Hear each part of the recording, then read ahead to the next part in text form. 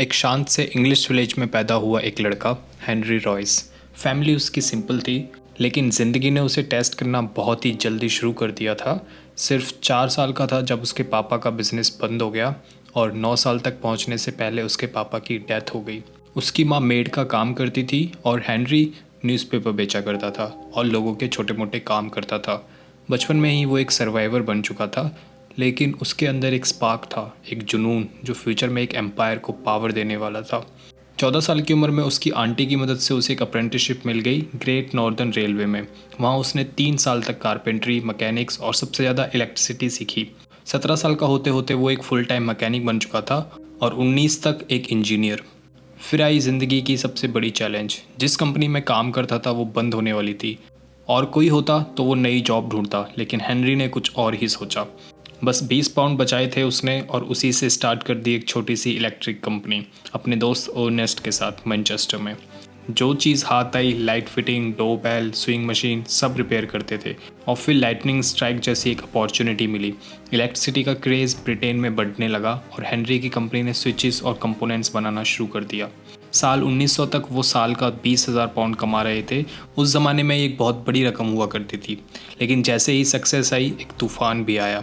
1901 में foreign competition UK market में flood हो गया। प्राइसेस घट गए, सेल्स रुक गई और हेनरी की कंपनी डूबने लगी और उसकी हेल्थ भी ख़राब होने लगी। डॉक्टर ने उसे एक सिंपल सा सजेशन दिया कि उसे काम से ब्रेक लेना चाहिए और बाहर निकल कर थोड़ी फ्रेश हवा खानी चाहिए और आने जाने के लिए एक कार खरीद लेनी चाहिए। तो हेनरी ने एक फ्रेंच डुकेविल कार खरीदी और उसे यूज़ करने के बाद कहा, ये तो बकवास कार है। इंजन से आवाज़ें आती थी, ब्रेक्स बेकार थी और राइड रफ। लेकिन कंप्लेन करने की बजाय उसने कार को रीबिल्ड करने का सोचा और वहीं से उसे आइडिया आया, मैं अपने खुद की कार क्यों ना बनाऊं। 1904 में हेनरी रॉयस ने बनाई एक 2 cylinder 10 horse power, elegant, reliable और बिल्कुल शांति से चलने वाली कार। उसने टोटल 3 कार बनाई और तब जिंदगी ने नया टर्न लिया। चार्ल्स रॉल्स, एक रिच कार एंथुसियास्ट और स्पीड लवर।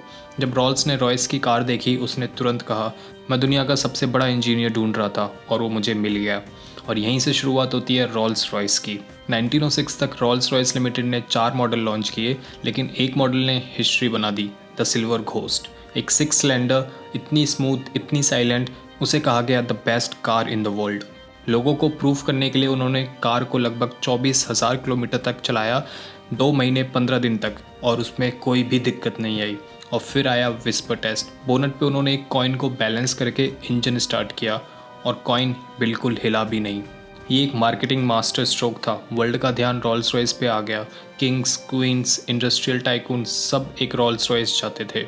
लेकिन जब ब्रांड पीक पे था तभी एक ट्रेजिडी हुई।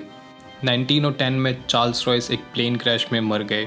ये ब्रिटेन की पहली फ्लाइट फैटेलिटी थी, लेकिन ट्रेजिडी यही नहीं रुकी। 1 साल बाद हेनरी रॉयस को कैंसर डायग्नोज हुआ। डॉक्टर ने कहा कि उसके पास सिर्फ 3 महीने हैं, लेकिन हेनरी ने गिव अप नहीं किया। वो उस समय भी काम करता रहा और उसने रिकवर भी कर लिया।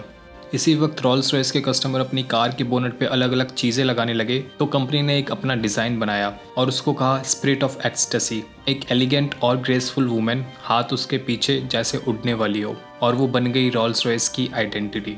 उसके बाद 1914 में वर्ल्ड वॉर 1 की शुरुआत हुई और लग्जरी कार्स की सेल्स बिल्कुल क्रैश हो गई, लेकिन रॉल्स रॉयस ने उस मुश्किल वक्त में अडेप्ट किया। सिल्वर घोस्ट कार बन गया बैटलफील्ड बीस्ट, आर्मर और एम्बुलेंस इलेक्ट्रिक लाइट्स के साथ। इन्होंने बैटलफील्ड में कई जिंदगियां बचाई और फिर हेनरी ने आसमान की तरफ देखा। 1950 में बनाया द ईगल, एक एरो इंजन जिसने ब्रिटिश प्लेन्स को पावर किया और वॉर जीतने में हेल्प की। वॉर के बाद कंपनी ने कमबैक किया और लॉन्च करी द फैंटम 1925 में। बेंटली और कैडिलैक जैसी कंपनियों को पीछे छोड़ दिया। 1931 में रॉल्स रॉयस ने बेंटली को एक्वायर कर लिया और बैंकरप्सी से बचा लिया, लेकिन हेनरी रॉयस वो कभी देख नहीं पाए। 1933 में उनका देहांत हो गया। उसके बाद भी रॉल्स रॉयस ने हर तूफान का सामना किया, चाहे वो वॉर हो या इकोनॉमिक क्राइसिस। आज ये ब्रांड BMW के अंडर में है, लेकिन स्पिरिट आज भी रॉयस की है, क्योंकि रॉल्स रॉयस सिर्फ एक कार नहीं, ये एक मास्टरपीस है जो बना स्ट्रगल से, ग्रो हुआ विजन से और परफेक्ट बना ऑब्सेशन से।